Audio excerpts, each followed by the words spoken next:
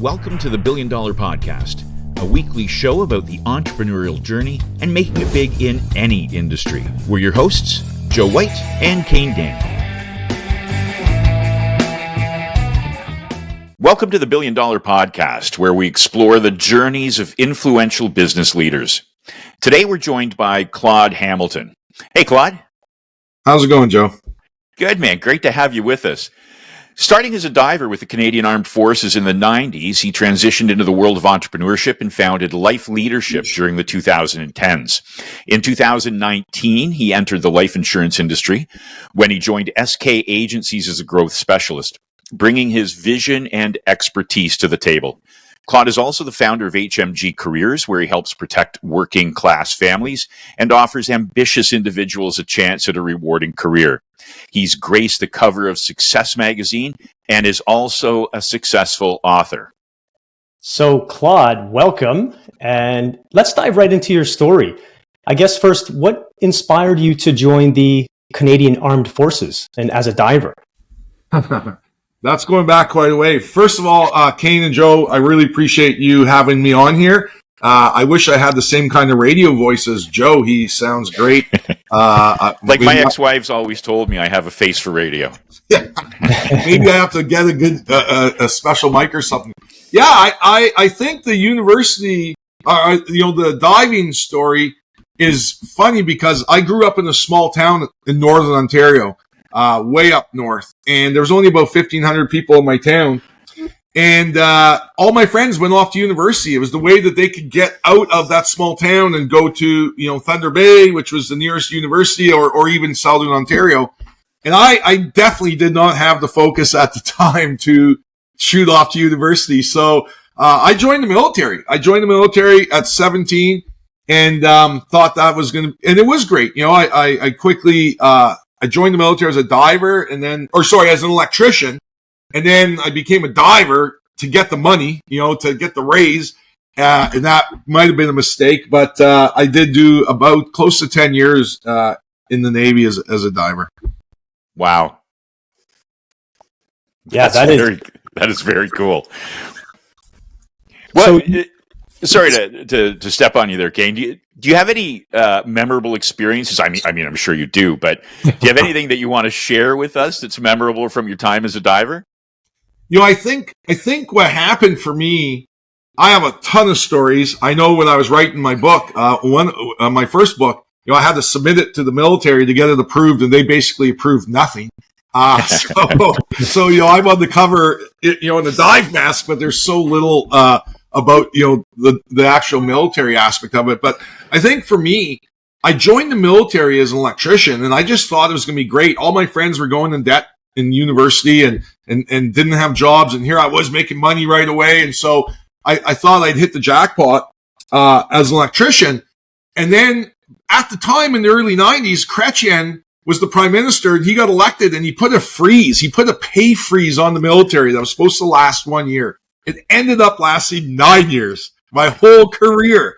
Jeez. So the only way I could get a raise, the only way I could get forward progression, was to become a diver. And so I never dove in my life. My mom even said to me, what made you get into that? Like, I never heard you say anything about diving as a child. So it literally, I don't love it. I've never done it since I got out of the military. It was literally a tool that I could use to progress. Now, listen, I got a ton of lessons, and a lot of who I am today comes out of the experiences of being being a frogman in the Navy. But and I think it served me well. But there's many times during it, trust me, that I did not enjoy it. And so what made you, what inspired that transition to leave and then get into sort of your own gig? Like, what was the inspiration? Man, that is almost my whole career, almost my whole journey of entrepreneurship. I used that story. I was in the military and I was gone all the time. 1 year, I spent 270 days away out of 365.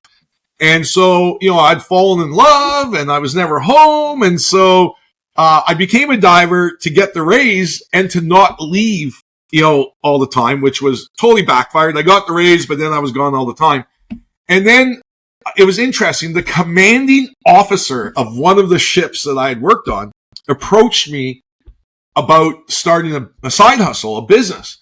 And, there's no internet back then, right? There's no internet. And so, there wasn't all these ways to make money now. And so I jumped on board, and it was, a network marketing business. And I literally worked it and loved being able to I loved, one thing I liked about the military was I always knew what's my next promotion, what's my next rank, what's my next thing. And so I just could never picture myself, being somewhere where it was stagnant. That's why this industry's, I love it. And so, I wanted to get more time. I wanted more money, and I kind of hit another ceiling in the military. And so I started this side hustle and literally, took it, and became a millionaire at this, at networking. And so it's a hell of a side hustle. Yeah, it did. And I got out of the military, and at the time I got my wife out of the military, and we just lived a great life. We spent a decade going on a vacation a month for a decade. So, entrepreneurship has served me really well. And, I think, came to really give an idea, in the military, I could go to work and get paid, go to work, get paid. But if I worked harder, I didn't get paid anymore. You know what I mean? I didn't get paid more to jump out of a helicopter 10 times versus one time. And so when I couldn't make more money, I started giving myself my own raise because I would work less and get paid the same. But well eventually said. you can only give yourself so many raises in that way. And so I felt stuck, and that's when I jumped into entrepreneurship, and I love it. For 25 years or 30, going on probably 30 years now, I have, been in a entrepreneurial role, and I've loved it. It's served my life amazingly well. Do you think that you always had that in you, starting from very early age, and that it just didn't get activated until you needed it? Or is that something that it kind of became you as a result of your need? I think I had to, work at it. It was something that I fostered. It was something that I fanned the flames on. It was something that I built.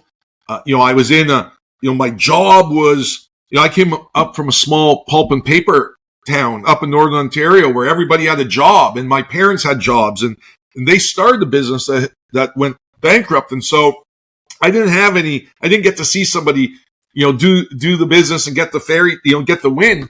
So, I became an entrepreneur because of, what it was going to give me rewards. I didn't always love it along the way. I always ask people, ask me if I like business. And they say, Claude, do you like business? And then I say, no, I hate business, but I love the results. I love the hot tubs and the travel and the freedom and all those things. So I over the years, I will tell you, I had to fan the flames. I had to work proactively at thinking and at my mindset and building the mindset to succeed, right? And in any journey, you have to, in the entrepreneurial world, I feel a lot of what you give to others comes back. So if you don't build something that you can serve others with, and that's basically what I think being an entrepreneur is you serve others, and then they voluntarily give you money. And so I like to say, it was in me, and I just had to unleash the floodgates. But I think I have a lot of tears and sweat that went into building the mindset that I've had to have to get the rewards that I've received. That's great to hear, because a lot of people think that great entrepreneurs are born that way. And, I think just like an expert, there's a Harvard paper on experts are made, not born. It's just, I think like entrepreneurs, you can have some of that fire and drive and ambition, but it really is focusing it on what's going to work for you. Now, when you left the military, what entrepreneurial business did you get into with that side hustle? Yeah, I got into Amway. And so the commanding officer of this Navy ship, he basically got me into Amway. That I feel like everyone has gone through there at one point, especially in the 90s. And there was no internet, right? I had no clue what was going on. And this commanding officer guy, you know, he was a commanding officer of a Navy ship. So he had a lot of credibility with me, and he started me. And I look back, and although he was only a very short part of my journey, because I eventually connected with some mentors and you know, they helped me from there, but he's the one who opened the door. You know, he's the one who helped. And so, or, you know, gave me the idea of that opportunity. So just for those that are not familiar with Amway, do you want to just yeah, Amway is probably, you know, it is the largest network marketing company in the world.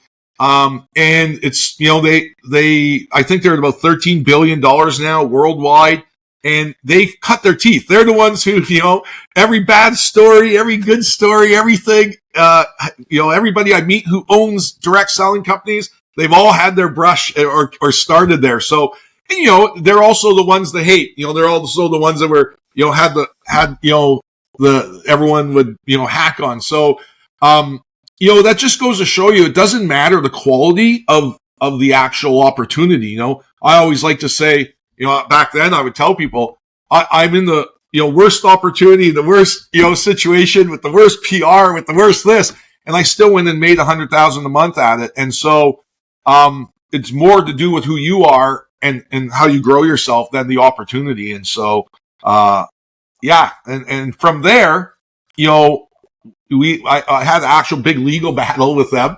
And then we joined another company, to pay off our legal bills. And then from there, we founded Life, myself and some partners. We founded our own direct selling company.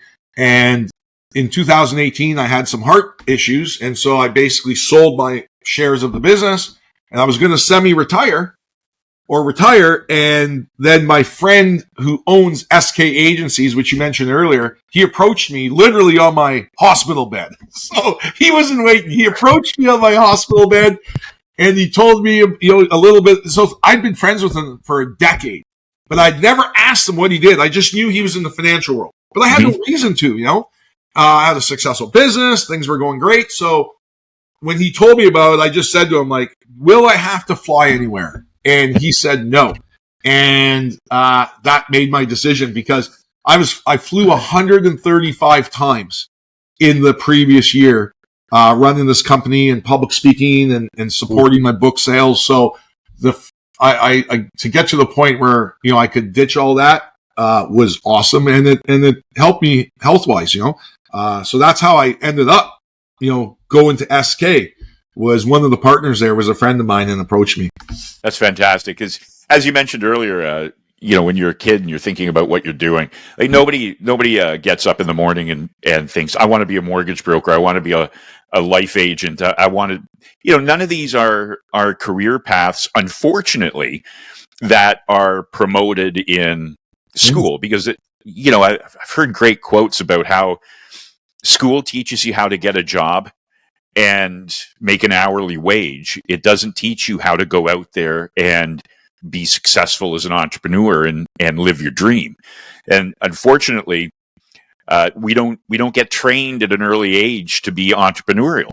You find that, and like you've had to overcome some of those challenges to force yourself into becoming a successful entrepreneur. And oh my God, you've done an amazing job. So, you know, that's a hell of a story. Yeah, I know. I think you're right. I think there was a time, you know, when the whole school system was founded and developed in North America, especially, it was all designed to support the industrial age. And now, you know, we have the side hustle stage, and we have the, you know, there's so much opportunity out there that is not in a job. And, you know, as an entrepreneur, you know, if you don't have a goal, you'll hit it with amazing accuracy. And so, you know, you come out of school and you know, if your goal is the work, you know, you're going to get in somewhere and you're going to work 9 to 5. And that's, you know, I was in a massive call center once with, you know, literally thousands of people, and they had a sign that was life-size letters, like human-size letters. And it said, when you find something you love to do, you'll never work again. And it was a call center, you know, and I laughed because, you know, if there's no great long-term results to what you're doing, well, then you better love it because that's as good as it's going to get, And so, you have to have a goal. You have to want the rewards. And entrepreneurship is a lot about focusing about what you want to have. And I don't think most people come out of university or school or come into the workforce saying, I'm going to get into the financial industry. I'm going to get into sales. I think what happens is most of them go to university, they get in debt, they come out of school, and they can't find a job doing what they went to school for. So they end up, taking something because they have to pay the bills like furniture sales or car sales or something. And then next thing you know, they start doing well. They went to university. They obviously can get the job done.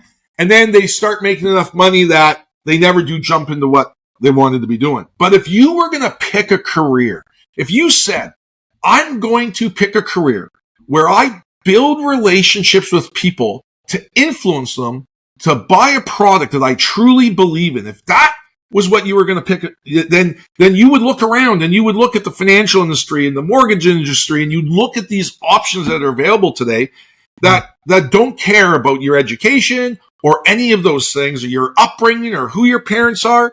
It cares about one thing, your ability to set a goal and work and learn towards it. And if you have that ability, and which is something you can build, I could never build to be a great NBA star. I could never build to be super sharp at math, but I could build and foster and fan the flames on the ability to be teachable and work towards a goal, right? Now you said it so much there, and I want to jump back to something you said earlier. You mentioned a couple times was side hustle. And I think that particular term now, especially with younger people coming out of university, or maybe they didn't go to university because they realized they can make real money doing a variety of different things. So I'm curious to hear, and you were this is like the OG side hustle now going back to Amway, but I'm wondering, what do you think?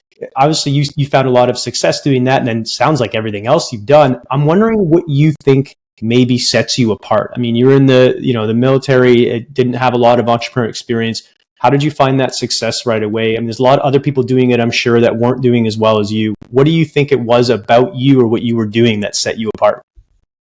So that's a great question. I think there's really, for my story, there's what I would say is real three themes. Number one was, it was dealing with failure well.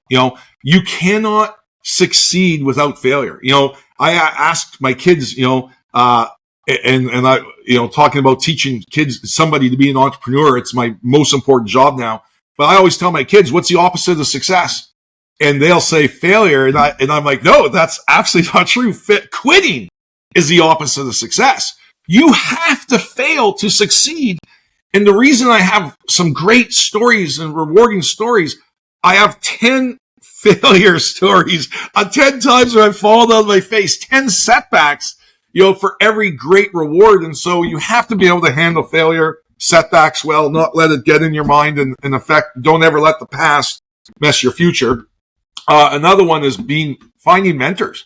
If you don't, be careful who you listen to, you might end up with their lifestyle, right? And that could be good or bad.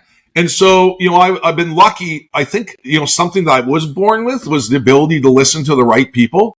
I do think that is, something either I've got it through luck or I just had the right people at the right time, but I've been able to really find a mentor and listen to the right people. So when you made that change, or when you see people now making the change, would you suggest from a practical standpoint that they have, maybe 3 to 6 months worth of living expenses put aside when they jump in? Or would you suggest that they start for, maybe 2 to 3 months as a side hustle with the goal of moving into it permanently? Yeah, Joe, that is such a good question. And, I feel that if they have two choices, they could get into something and give it their 110%, or get into something and, do it, like as only a small portion of the rest of their day and their priorities. They're going to have a way better chance to succeed in giving it 110%. And so imagine somebody taking 3 to 6 months of their savings, putting it aside, and then only working at it 30%. It's doomed to fail, right? Or it's a very low success rate. It'd almost be better for them to have that money saved up, do 110%. And then if it doesn't fail, they got that nest egg. But I do know nobody succeeds at anything not giving it their all. And I say that, and I have people who were in university or doing other things. Like, let's face it, I have kids, I have a wife, I have multiple businesses, I have many, many different things that I do. So obviously you can say, well, Claude, you're not saying you give 100% to just your financial, agency. No, but here's a very important point. I feel you can do anything part-time. Like, I do my business part-time. Okay. I full-time raise my kids and I part-time do this. You can do anything part-time and get results in the entrepreneurship, field, but you can't learn it part-time. So that's what I tell people when I hire them into this industry. Do I have people who do this part-time? Absolutely. I got single moms who only work the week that they don't have their kids. I got professional athletes that do it from overseas. I got guys who work 1 month, take 3 months off, but they make $100,000 that month that they work. I have every situation. So you can do this, be an entrepreneur part-time, but you can't learn it part-time. And that's what I tell. That's the line I use for when I hire someone in this industry. Is I say, listen, you can do this job part-time. All the rewards you heard about, time-wise are there, but you can't learn it part-time. Go to boot camp. It's like in the military. What's the first thing you do for 2 months? Boot camp. That's where you do all your push-ups. That's where they yell at you. That's where you go get no sleep, no food. And then you never do that again. They don't yell at you and make you do push-ups as a general day-to-day thing, but you got to go to boot camp. So my advice to somebody jumping into anything, is treat the first month or two like boot camp. If you're blessed enough to have 3 to 6 months of pay aside, great. But I think most people don't have that blessing. So my answer is get in this thing and fight hard and be positive, because you are going to take a beating in those. The great thing about entrepreneurship is you can cram 4 years of learning into a couple months if you do it right. I think that's a really important point that you made. I really like that. And we haven't talked a lot about that, about in the beginning, the time that it'll take you to learn and set up, and then you might be able to step away a little bit more. Now, we were talking offline before we started here about that you're seeing more professionals coming in to the life insurance side, more mortgage brokers and other finance professionals. For the people like that maybe already have some clients, is it the same messaging to that group of people, or is that different for those kinds of people coming in? I'm going to tell you, I run a large HR company that hires across the financial industry. And in the past couple of years, the people that we're hiring predominantly, I'm not saying we're starting to get more of them. I'm saying this is what we hire the most, have degrees or 2 degrees, 2 degrees. And, they already have a 6-figure job, and but it's static, They're saying, man, I have a good lifestyle, but I'm not building wealth. Or, I hate my schedule and it's so focused, I'm working on some of these priorities. So I think there is an entrepreneurial wave that's happening because people are looking for a different lifestyle. Like, remember when COVID hit, I live in Nova Scotia. We had all these people from Toronto, right? Downtown Toronto came out here. We were all mad at them because they boosted the house prices, because they all came out here to work, and they never went back, and they loved the lifestyle. That's what they loved. And so as soon as you take a look at what you're doing and decide it's the results I'm looking for, and that's what's happening now. And so I think that everybody has their own transition story. Some people are financially blessed to transition in a certain way. Some people are going to have to make 100% commitment. I think that's what's important about having a mentor, or if you don't have a mentor, the Bible said there's security in a multitude of mentors. So, a lot of people, it amazes me, they'll start something and not ask around, and checking out Reddit is not research. Okay? Checking out Reddit is the opposite of research. It'd be like going down to the pack of guys smoking cigarettes in front of the building all day and asking them some stuff, right? So, talk to people who are successful. Talk to, and I was watching, Joe, one of your other podcasts, and you worked at Seneca. What I loved is you said, man, I saw people who came through as students And now they're wildly successful. And not only do you probably feel great that you had a little role in that, but those are the people, when somebody comes to you and thinks about this industry or being an entrepreneur, you can point them to all these success stories that they can talk to. And the thing is, successful people always think others can do it, right? If you go talk to a guy who didn't make it in the NHL and you say, hey, I'm 17, I want to get in the NHL, he'll say, well, it's not up to your skill. They might not need left wingers that year, and you'll be screwed out of a position. And he blames everything but himself. You go talk to anybody in the NHL, and the kid says, "Hey, I want to be in the NHL." You know what the first thing they say is, "Yeah, anybody can. Anybody can do it." And they tell them some advice and tell them that they can do it too. And so I think that Kane, I went off track on your question, but my real answer directly is, we are hiring way more people, not coming here out of desperation because they don't have any other opportunities. We're hiring people who have a lot of opportunities, and they are finding that this is the best path. And I'll wrap that answer with this. I get approached weekly on old friends, people who know me, people who read my book, people who see me on LinkedIn, approach me with good opportunities. And I'm not dumb. I evaluate anyone that I think has any chance, because if there's something better, I'll do it.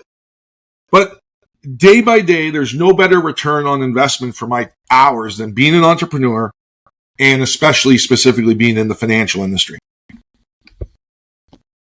Wow. Yeah. I said so much. I don't know where to start, because I think for our listeners coming in, I think there's, we're seeing as a school, as an educator, we're seeing a lot more people that are younger, and we talked about this already, and also that are female. So we're seeing a different contingent coming through into the industry. So I'm wondering, you being so close to this on the life insurance side and being in the financial services, what do you think their biggest challenges are? Like, why are people dropping out after they start? So for those that find success, we all want to hear about that. But I think it's also important to know, well, what are the reasons why those that are coming in maybe are not finding that success? What are the challenges that some people are not able to overcome? Yeah, you're absolutely right. We are definitely getting professionals and people who have already won, and they're looking for a good opportunity, and they know how to evaluate great opportunities. But we're also getting, kids who are coming out of university and they're in debt, or kids who don't want to go into debt in university, right? But I'll tell you another thing as females, in my specific agency prior to COVID, we would visit clients in their homes. So, Monday, all my agents would jump into their cars and drive 4 or 5 hours, stay in a hotel all week. It was a grueling job. And I'll tell you, even, my partner, she did it for a bit, and, here she is going to meet with, driving 3 hours away and meeting with these people in their homes. I was worried she's going to get kidnapped or something. Now, nothing bad ever happened, but it was definitely not the lifestyle she was looking for. When COVID hit, we started working remote. And I will tell you, I oftentimes will be on a meeting where 9 or 10 people are on there, and they're all female. And I have some great success stories. I have a single mom with 2 kids, and she came on board as a trainer and then became a general manager. Now she's an MGA in the industry. And so, she's home. She works from home. She's in the emergency room every 2 weeks with her 2 boys. So, this gives her that flexibility. So what do I think it makes this people fail? I'm going to tell you, and I can't be more honest about this. It's not the agency that they're with. It's not the company that they're with. It's not whether it's mortgage or financial. You can make it at any of these situations. And if you are at an agency that's not the best and doesn't give the best compensation, that's not the thing that holds these people back. It's their mindset and, their attitude towards overcoming these problems. And I see people, you show me an obstacle that's made somebody quit, and I'll show you someone who's overcome it. So somebody quit because, they couldn't get leads. I'll show you people who overcame that. Somebody quit because they had no money and they couldn't make a paycheck. I'll show you somebody who was broker than them who did it, any obstacle you show me, I will give you people who overcame the obstacle. So what that tells me is it's not the obstacles, it's that support and them overcoming it. And so many times I'll have somebody come to me with a problem, and in the back of my head, I'm thinking, oh my God, I don't have a solution for this. So as a mentor to others, when I don't have a solution to their problem, what do? I build up their dream, and they always go off and find the solution. So you give them the motivation that they need to solve their own problem. Right. Do you think that that's something that as a mentor is more important than mentoring on the technical side? Since what you're saying is that people can solve their own problems if they have the mentality to do that, do you think mentoring is more about helping them achieve that mentality than actually solving their technical problem? Absolutely. I'm going to tell you, mentoring should be 90% cheering and 10%, teaching. And so I'll give you a great, very quick story where I learned this. I had a guy who I really loved, and just loved this kid. And we were talking about how to make a list of leads. And I taught it to him 100 times. Taught it to him again and again, and he'd give me recordings, and I would listen, and I'd teach him again. And one time I flew into a meeting, and I was supposed to teach a group of people about how to get lists of names and how to get leads. But I was sick. I'd eaten something bad, so I had to go to the bathroom, So I was all pressured, like, what do I do? These people paid to listen to me.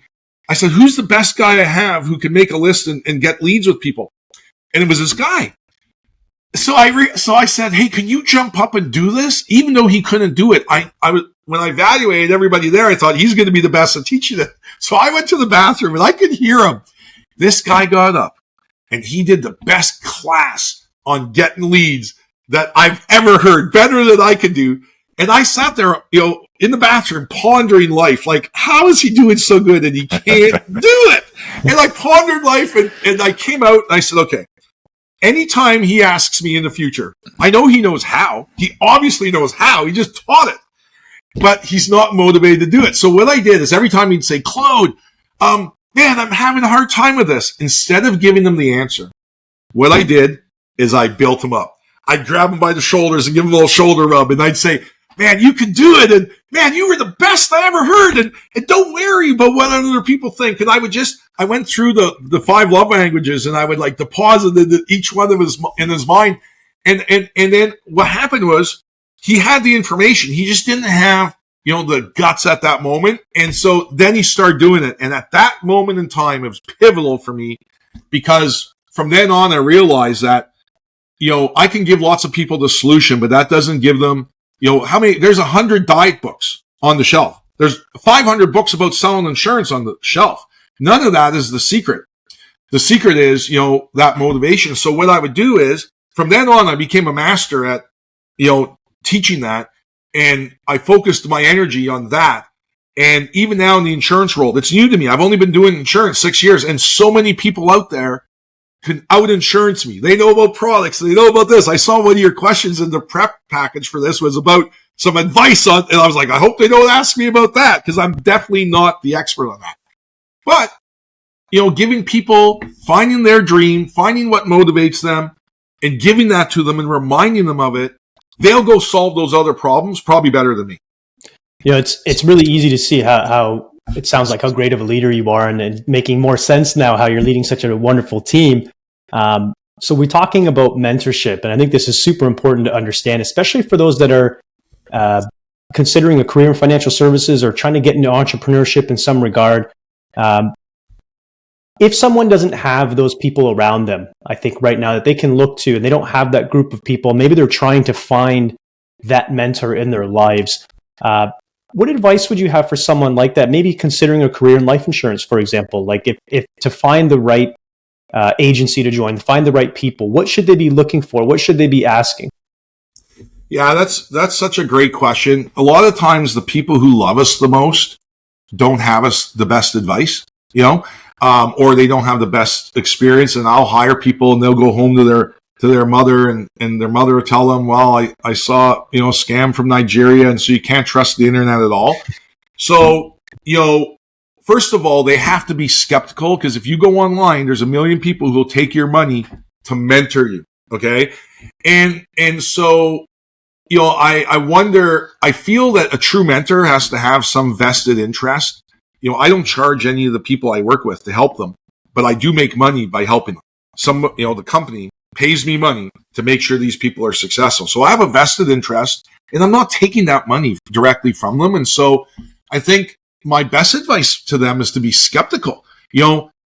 Idiots believe everything that they're told, and you never meet successful idiots because they get ripped off all the time. Cynics don't believe a thing, and you never meet successful cynics because everything's too good to be true. Skeptics are good business people, doctors, teachers, parents.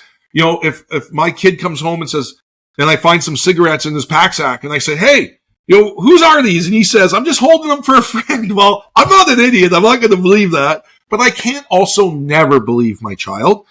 You go into a doctor's office and they say what's wrong, and you tell them. The doctor doesn't believe everything you say. Okay, but they can't ignore what the patient's telling them. So being a skeptic is an important part of being successful. Be a good skeptic, which means not reading everything off the internet, but also not listening to your mother-in-law who's never done what you want to do. I think some specific advice is ask you guys. One of the reasons I deal with Remick, and I know all the other players, but Remick has a very high success rate. Remick, I know the people, I know Joe. I know you, Kane, I know Nigel, and I know that the care and effort that you put into guiding people. And right on the Remick website, it talks about agencies and people that, where they can go get the support. So I think asking Remick, is a great place to find, people who are reputable in the industry. So, I don't think there's a shortage of people reaching out to help them in this journey these days. I think they have to be skeptics in who they listen to. Because like I said earlier, be careful who you listen to. You might end up with their lifestyle. I think if I can just add to what you said there, and I know this, we've been in the life insurance industry about as long as you have on the education side, but we've already found that there is really a great deal of wonderful people that are wanting and willing to help, to mentor, to sort of give back because they had their own path in the industry. So that is absolutely available on the mortgage side. We've seen it for years, and the life side as well. A lot of really great people in a wonderful community. But of course, be skeptical. I think that's really, really good advice. I just want to jump back, though, really quick to something else you had mentioned. You talked about COVID and how it sort of changed maybe the industry or how you do business. And we've seen more people coming through the course now, I think, as a result of that and coming into the industry. I'm wondering obviously we all know what's happening with technology now in 2024 and what probably will be happening in the next few years. I'm wondering what you think the impact of that is going to be and might be on the industry, on individual agents, on leaders like yourself. What do you think is going to happen? I think sales, what we do, you could buy, the reason you can't buy life insurance off the Walmart shelf is that, it's an emotional decision, right?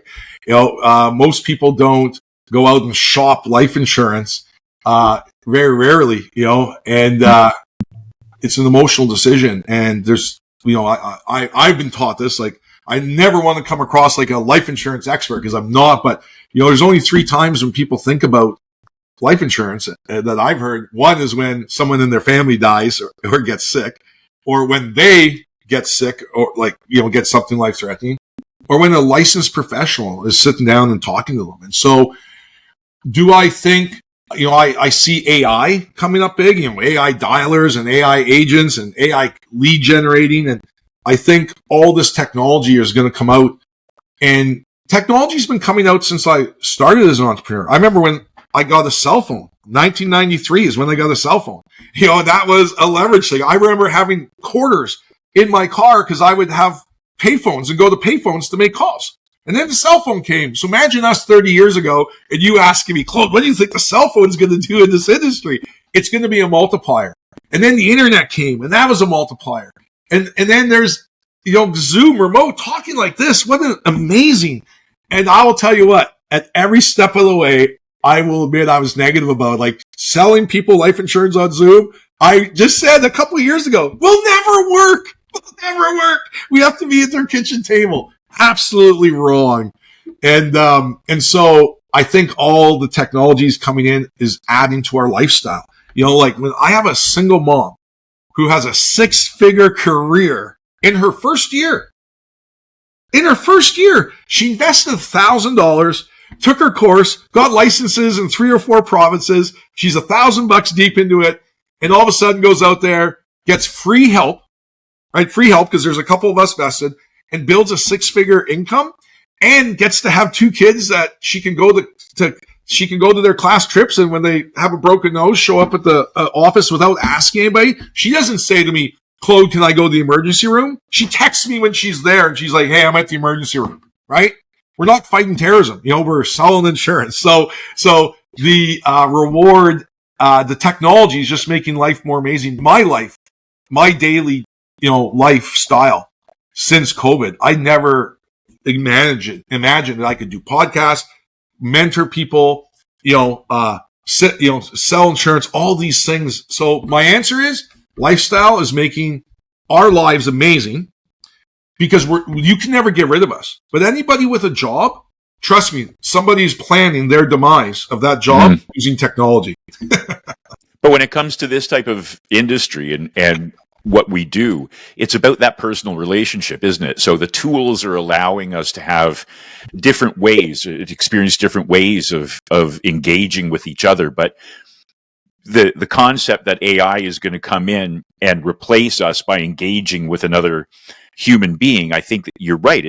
That is nonsensical to me. Yeah, I don't want to sit down with an AI and have a conversation about my life. I want to sit down with you or somebody else who has a vested interest and I can relate to. So all of this technology is making relating to one another easier, and it's absolutely necessary, that ability to relate. I do think it's important that it, obviously there's going to be some disrupt, and there already has been. So I think it's important to take the tools, to Claude, to your point, and make sure you're using them so that you can be spending more of your time doing your highest and best use, which is probably going to be relationships and service and sales and marketing, so that you can spend a lot less of your time doing all the things that are not those highest and best use items. And that is where I think the role of AI and technology will come into this industry first and really free up a lot of that time, as I think you both touched on. Yeah. Well, you know what? What you guys said is so right. If AI is the one buying the insurance, then AI will be great at selling it to that AI. But, I'll tell you, talking about quality of life, all of our agents at our agency that used to drive 20 to 30 hours a week to get to the point where they could sit down and build a relationship across the kitchen table. All that time is now. I'd like to tell you that they sell more insurance because of it, but they don't. What they do is their life is better. They're at home, they're around the people they love. They can manage priorities and their quality of life. That's what technology does all the time, from running water to the internet to Zoom. It doesn't necessarily make us more money, but it makes our quality of life go up. So I'll tell you this, and I'll give you a great example. I used to do meetings one-on-one, hiring people, and we'd sit down one-on-one. Well, that limits the people that I can hire to 20 minutes around me. It limits them because they have to have a car to be able to get to me. And then we're in a one-on-one meeting, which is never a really comfortable situation. Now I'll do a final interview with 8 or 9 people on it. It's so good. People don't feel like all the pressure's on them. They can listen to other people's questions. There's social proof. Somebody who might not have the courage to ask a question, somebody else will. And so it's done amazing things for my time. And listen, to do 10 interviews when they used to in 1 hour instead of 10 hours. So you're right. AI is never going to sell insurance. But it will make our lives better. I like your point about selling to. That's interesting. If AI sold to AI, like I have my own AI bot, so if I want to buy insurance, I can send my bot out. I just imagine sitting across from the Terminator trying to sell me Life insurance. Yeah, I get, like somebody books an appointment with me.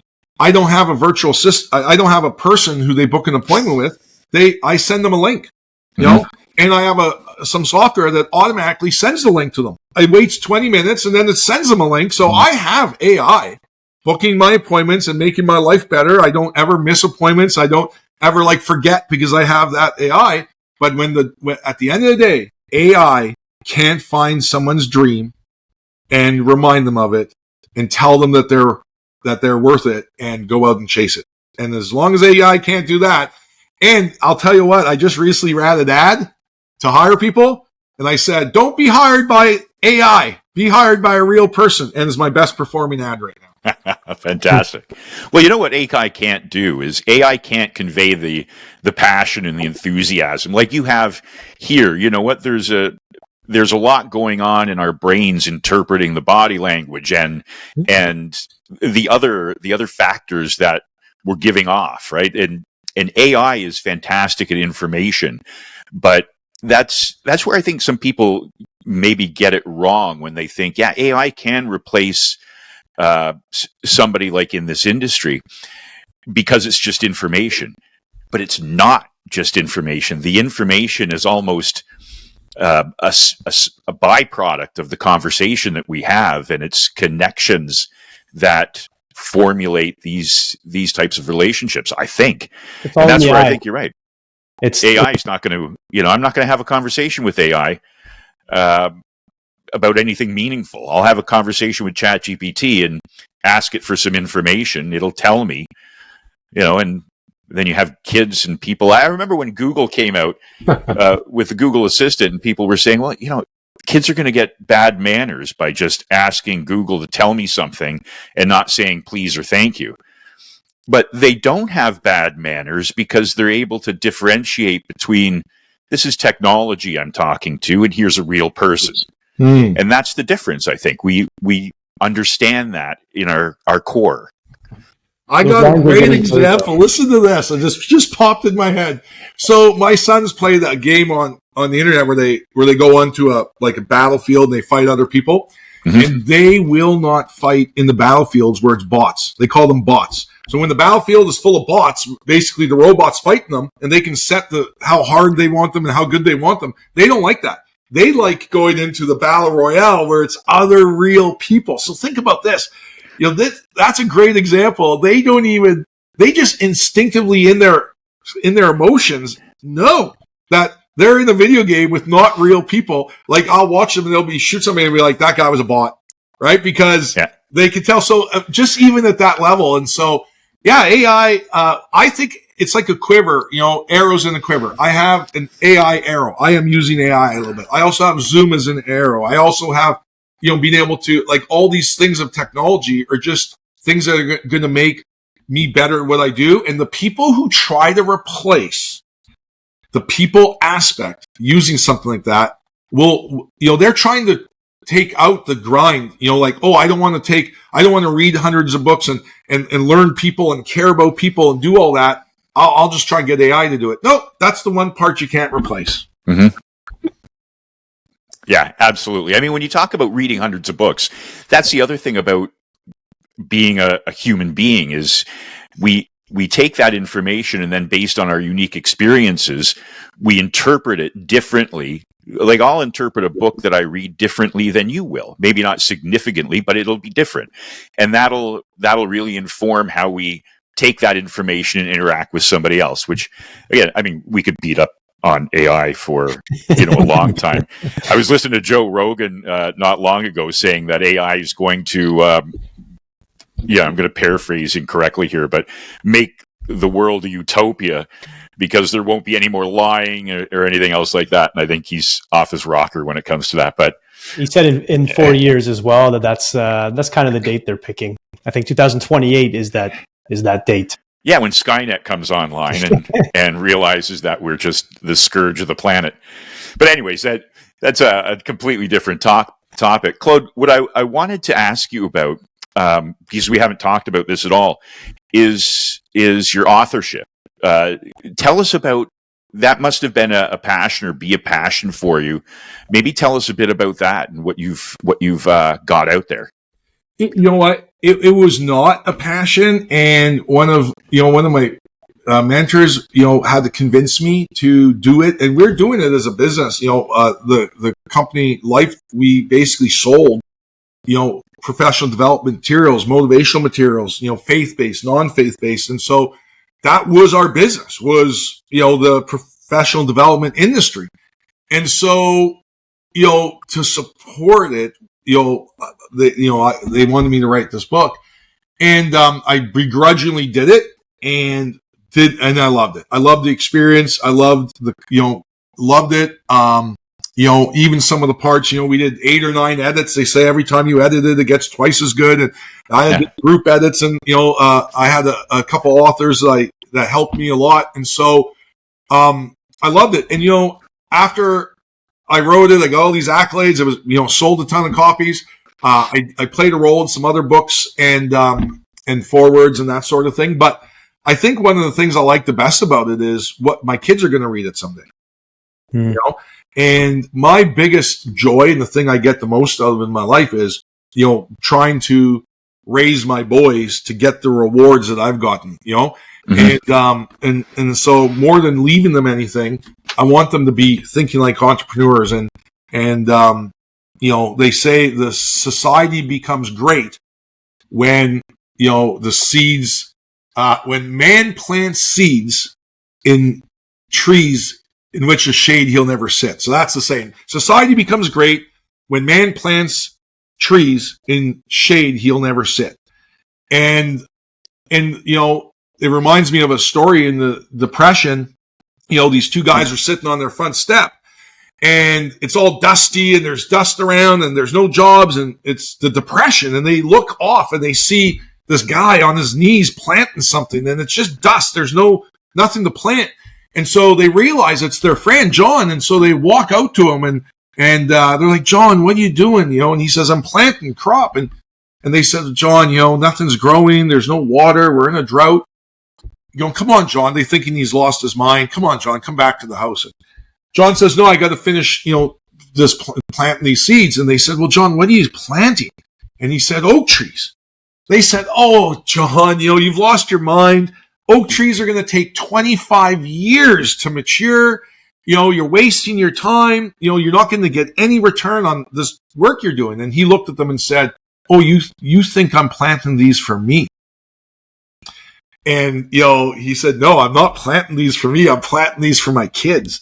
And they were coming in with a short-term thinking. Mm-hmm. And, I think that having one of the things I love to do is, everything that I've learned, 5 love languages and personalities and all the things I've done, my favorite people to practice it on is my boys, I care the most about them than anybody else I've ever cared about. And so I put the most effort in, and it strikes me all the time how society is constantly teaching them the opposite of what I think they need to know.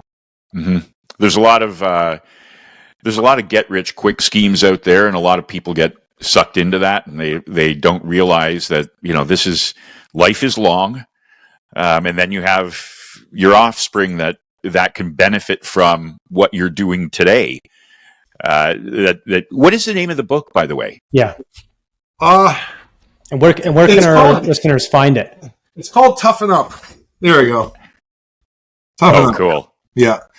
Yeah, it's so I like the fact my kids are going to read it, and I think that creating a legacy, and some people don't have kids, and they I have cousins, nieces that I love pouring into also. So it's almost like a superpower when you get these kind of skills, because they can be used everywhere. They can be used at the Air Canada boarding gate. You know what I mean? They can be used selling insurance. They can be used on your children. They can be used on your partner. And so, I feel that I talked about the financial industry, the mortgage industry, anywhere where you can be an entrepreneur, you have unlimited ability to improve yourself. And it's not, some people think that the option is work hard and grind and learn and get rich, or not work hard and grind and get rich. And that's not the options, the option that, you have to grind. There's nobody who makes it. And I use the word rich, and it's kind of, to me, is kind of like American, and sometimes can be offensive. When I say rich, everyone's idea of what that is different. Mine is not just money. There was a time where it was just money, but rich is a combination in my mind of time, relationships, and money. And everyone has a different point in that time. Talk about your ex-wives, Joe. There's all different points. And even when you said you read that book, me and you can read the same book, and we're going to get something different out of it because we're in different parts of our life. Mm-hmm. Mm-hmm. That's something that we spoke briefly before we got started today about Darren Hardy, and he's a fantastic speaker and trainer. And I've gone to some of his sessions, his high performance management groups, and like I went a few years ago, and what I learned then is different than what I took away today, even though, like I went several months ago, even though the material is basically the same. But when I went the first time, I was at a point, climbing the mountain in my life, and what I was looking down at and what I needed to get me going was different than where I'm at on that mountain today. So it's a good point about reading into things, reading books, taking away different things because you're at different places in your life. And there's also something to be said about going back and revisiting training that you've done in the past, rereading a book that was important to you in the past and taking something else out of it. So with that being said, I'm interested to know what you may have found as influential books in your life, if there are any.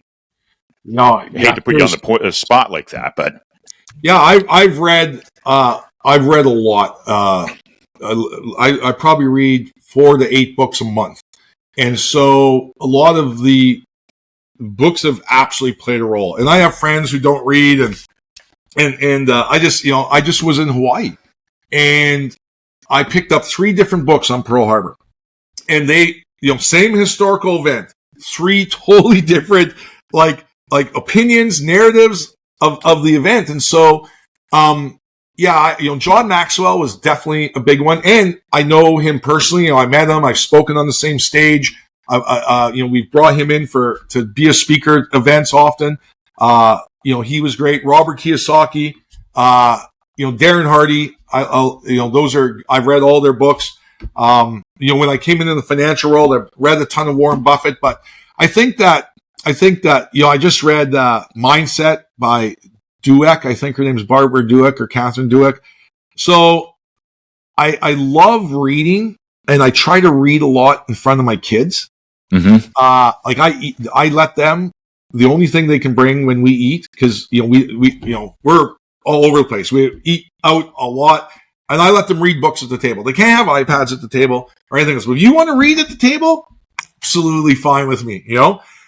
Because I'm not going to, if they want to bring a book to the table, great. I'm around them so much, and I what a great thing to have them do is read, right? So, John Maxwell, I think I've probably read like over 20 of his books, Wow. Okay. I read I was forced to read the 5 love languages. I remember years ago, I was a diver, I was tough, and I was like, all, aggressive, and somebody wanted me to read it, and just the fact that the book was pink, it was like purplish pink, turned me off of the book, I'm embarrassed to say.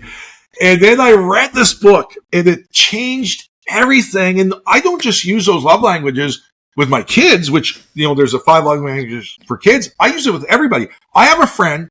I don't have to see this guy ever. As long as wherever I travel to, I buy him a bottle of hot sauce and give it to him, he would kill for me because his love language is gifts, right? And I don't have to send them texts. I never say happy birthday because I get them a bottle of hot sauce a couple times a year. Then I have a friend, if I miss telling them birthday, they don't talk to me, Then I have friends that I have to spend quality time with, but I don't buy them Christmas presents. I don't do anything else.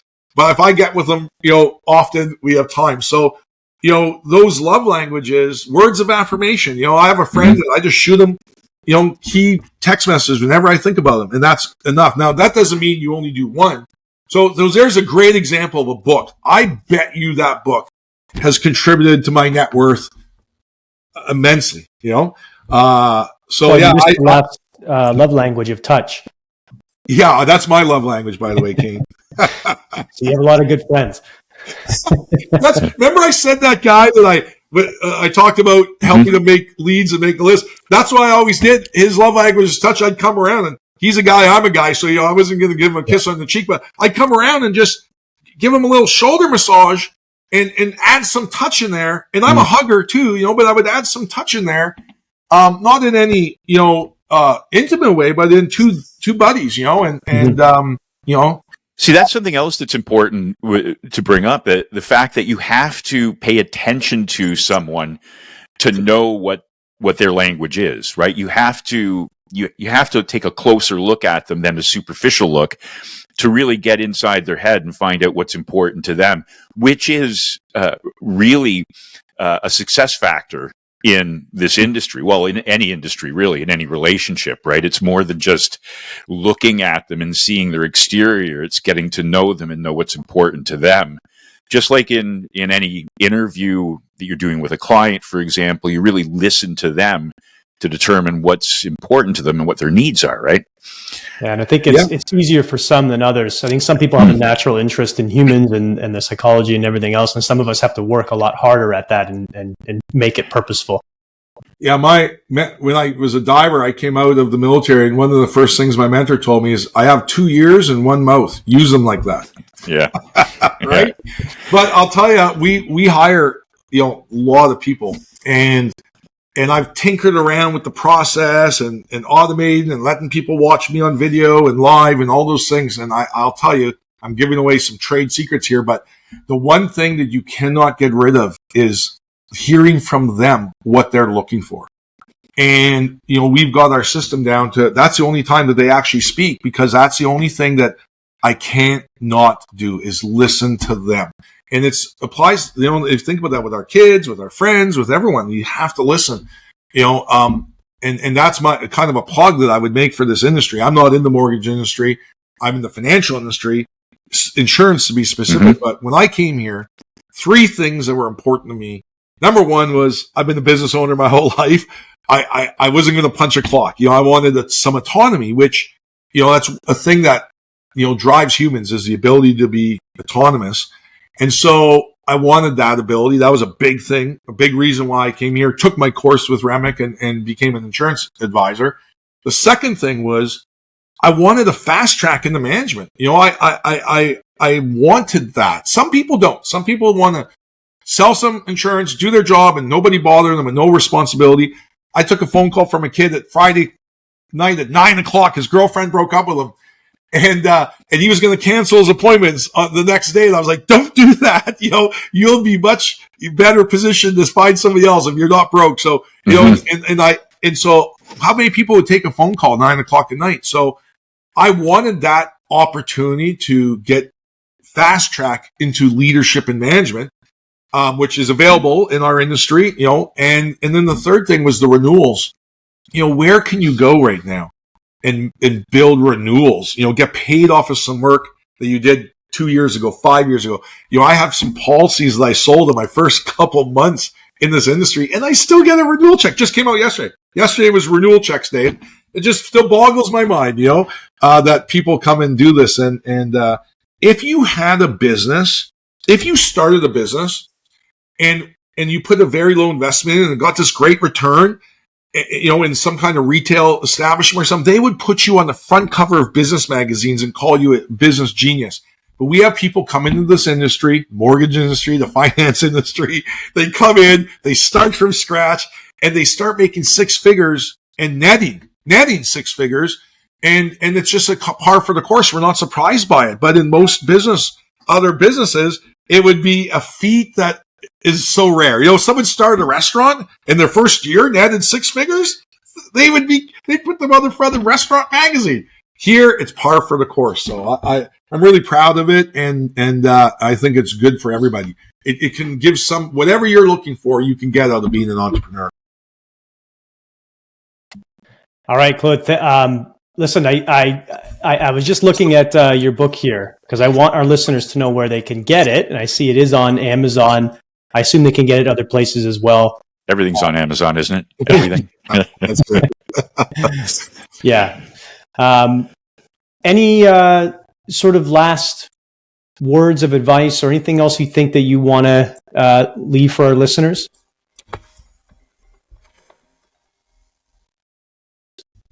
I don't know what that is, but yeah, that was one of our callers calling in with a question. Yeah, caller, you're on the line. Yeah, Kane, I think that I think that the biggest lie out there is that the price of success is not worth paying. And the only people who perpetuate that lie are people who haven't paid the price. And I can tell you that the price of success is worth paying every single time. Not for the financial rewards that you might get from it. Those are awesome. Money solves literally almost every problem. Health, I'm spending money on health and so many different things. But it's who you become. And that's my biggest reason I want my boys to be entrepreneurs, is who they become in the process. Will they fail? Absolutely. Will they take hits? Absolutely. But, entrepreneurship is about serving others, and the more people you serve, the more return you get. And so I think it's noble. And I think that, the price of success is worth paying, and everybody should aspire to pay that price and get the rewards, not financial, but, in who they become, paying those rewards. That's amazing. Claude, this has been such a pleasure sitting down and chatting with you. Thank you for giving us so much time in your day. It's been fantastic. We can definitely see why you're successful. You're very engaging, enthusiastic, passionate about being an entrepreneur, and it really comes across. And I can't wait to sit down with you again and have chats on a couple other topics. We get maybe into more details on some of the things that you're involved with, and maybe a little bit more into the life insurance side at some point down the road. But this has been an absolute pleasure. Thank you so much for your time and that passion and the wisdom that you've shared with us today. There's a lot of takeaways for our listeners and viewers, and I think just in general, people who are looking at bettering their lives. So appreciate it. Thanks, Joe. Thanks, Kane. I appreciate everything you guys are doing at Remick. It makes a big difference, and you should be proud of yourselves, because there's a lot of people that go through Remick and come out and go off to amazing careers and amazing lifestyles, and you guys play a huge role in that. So thank you very much. Thank you. Appreciate that. Thanks for tuning in to the $1 Billion Podcast. Make sure to subscribe to the show so you never miss an episode. For more in-depth entrepreneurial insights, follow us on social media, and for more info on the show, go to billiondollarpodcast.com. See you next time.